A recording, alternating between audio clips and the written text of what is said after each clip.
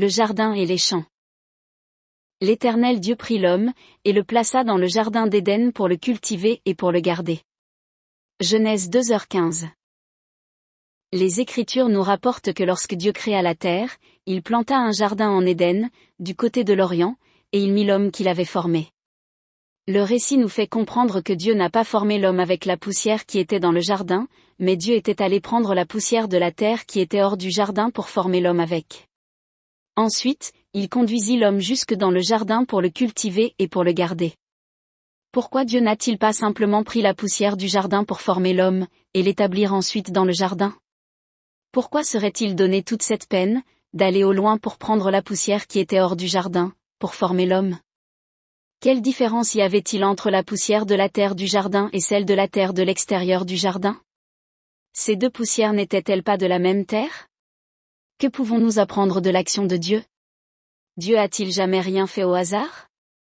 Et, pourquoi, après la désobéissance de l'homme, Dieu renvoya l'homme du jardin, vers la terre d'où il a été pris, Genèse 3, 23. Sans la compréhension du langage spirituel, tout ce que Dieu a fait et a dit ne sera pour nous qu'un simple récit. L'action de Dieu d'aller hors du jardin était très significative.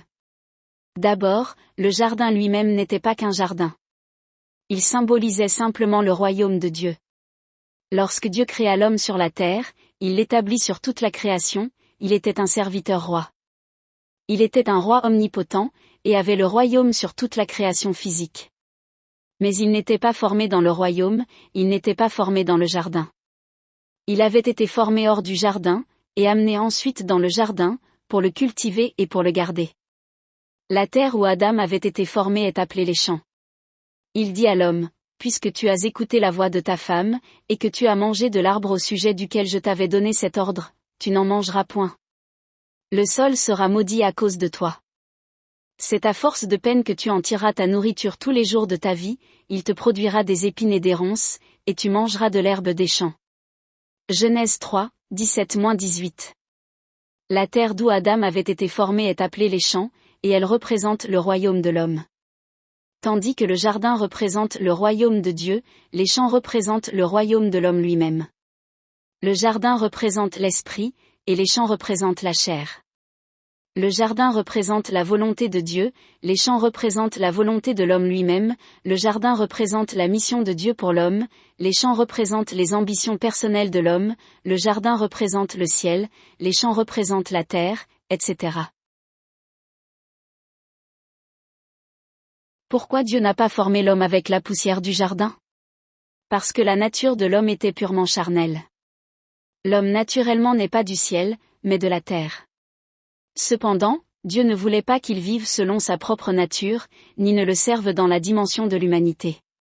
Il le prit donc de son domaine charnel, et l'amena dans son propre domaine divin, afin qu'il le serve là, dans le jardin, le royaume de Dieu. L'homme, de par sa nature charnelle, ne pouvait, ni ne peut, jusqu'à ce jour, servir Dieu. Non seulement il ne pouvait pas servir Dieu avec sa propre nature, mais encore, il ne pouvait pas le servir n'importe où. Dieu le prit donc et l'amena dans son domaine, le royaume, le jardin. L'homme a été créé pour servir Dieu dans le royaume, dans le jardin. Dans le jardin, c'est la volonté de Dieu qui est accomplie, tandis que dans les champs, c'est la volonté de l'homme qui est accomplie. Dans le jardin, c'est l'esprit de Dieu qui domine à travers l'esprit de l'homme, tandis que dans les champs, c'est l'homme qui règne à travers sa chair. Si Dieu n'a pas laissé l'homme dans les champs après l'avoir formé, c'est pour que l'homme ne le serve pas selon la chair qui est inimitié contre Dieu, et qui ne se soumet pas à Dieu, ni ne le peut même pas. Romains 8, 7. Pourquoi Dieu renvoya l'homme du jardin, vers la terre d'où il l'avait pris? Parce que la terre d'où l'homme a été pris est la nature de l'homme. Cette terre représente la mort, la chair, la rébellion, etc. Et puisque les rebelles n'ont pas de place dans le royaume de Dieu, Dieu le renvoya dans le royaume de l'homme, le royaume de la chair et de la rébellion. Dans le royaume de l'homme, c'est l'homme qui règne, et il fait toutes choses par lui-même. Dieu ne le conduit pas, Dieu ne le guide pas, et il est son propre chef. Dans ce royaume, l'homme travaille de ses propres forces pour vivre. Il se défend lui-même, il se protège lui-même, il construit son avenir lui-même, etc. C'est la vie que l'homme a menée jusqu'à ce jour. Alors que dans le jardin, le royaume, toutes choses se font par l'Esprit de Dieu et par la parole de Dieu. Dans le royaume de Dieu, le jardin, l'homme vit par la parole et par l'Esprit de Dieu. Il vit par l'autorité que Dieu lui a conférée sur toute la création physique. L'homme était appelé à cultiver le jardin, l'étendre petit à petit, jusqu'à ce que le jardin recouvre toute la terre, afin qu'il n'y ait plus de champ de rébellion sur la terre. C'est ce que fera le nouvel homme, Christ et ses fils. Daniel a vu l'œuvre de Christ sur la terre dans les derniers jours, comment le royaume de Dieu viendra sur la terre, comment il attaquera le royaume des hommes dans les champs de la rébellion, le détruira, et s'étendra lui-même jusqu'à ce qu'il remplisse toute la terre. Daniel 2, 40-45. Le jardin représente le royaume de Dieu, tandis que la terre d'où l'homme a été pris représente le monde. Nous sommes dans le monde, mais nous ne sommes pas du monde. Nous avons été pris du milieu du monde, mais nous ne sommes pas du monde. Dieu nous conduit alors progressivement, jusque dans son royaume, où il nous établira fils de Dieu sur toute la création, afin que nous puissions le servir selon ses voies. La terre. Après la désobéissance de l'homme a quitté la présence de Dieu. Il a ainsi été chassé du ciel sur la terre. Rappelez-vous que Dieu n'a créé que deux mondes de vie, les cieux et la terre. Genèse 1, 1. Le ciel est le monde des esprits, mais la terre est le monde de la chair. Lorsque l'homme a quitté le ciel par sa désobéissance, il a gardé un souvenir du ciel et une conscience de Dieu. Dans le jardin au ciel, l'homme adorait Dieu en esprit et en vérité. Désormais sur la terre, avec le souvenir du ciel et la conscience de Dieu, l'homme a continué à adorer Dieu, mais selon la chair. Il était toujours un adorateur, mais il n'avait plus le statut d'un vrai adorateur. Quand Jésus arriva sur terre, il n'y avait pas un seul vrai adorateur. Les Énoches sont venus, les Abraham sont venus, les Moïse, les David et tous les autres sont venus, mais il n'y a jamais eu de vrais adorateurs parmi eux, car tous adoraient Dieu hors du ciel, hors du jardin, et hors du royaume. Pour adorer Dieu en esprit et en vérité, il faut nécessairement l'adorer au ciel, dans le jardin, et dans le royaume. Hors du jardin, il est impossible d'adorer Dieu en esprit et en vérité.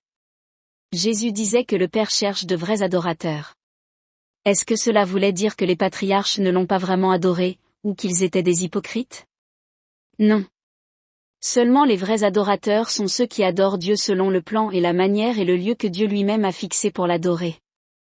Toute personne qui n'est pas dans le jardin, au ciel, dans le royaume, n'est pas un vrai adorateur. Plusieurs peuvent penser qu'ils sont dans le royaume et qu'ils adorent Dieu en esprit et en vérité. En réalité, non.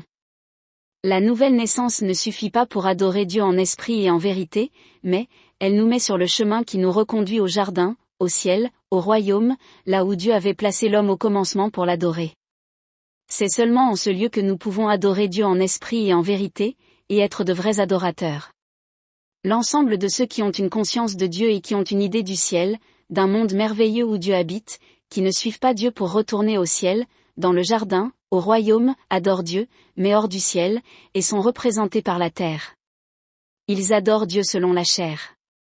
Ils ne sont pas au ciel, ils ne sont pas le ciel non plus. Après la défaite définitive du diable, ces gens, parce qu'ils ne sont pas montés au ciel, ils seront sur la terre, et l'Écriture leur dit malheur à eux, car le diable est descendu vers vous, animé d'une grande colère, sachant qu'il a peu de temps. Apocalypse 12, 12. La mer. Depuis la chute de l'homme, il n'y a plus eu de vrais adorateurs. Cependant, ce sont ces adorateurs que le Père demande, Jean 4, 23. Depuis, l'humanité est formée de deux grands groupes, ceux qui adorent Dieu et ceux qui ne l'adorent pas. Ceux qui ne l'adorent pas sont représentés par la mer, les païens, tandis que ceux qui l'adorent sont représentés par la terre, parce qu'ils l'adorent selon la chair.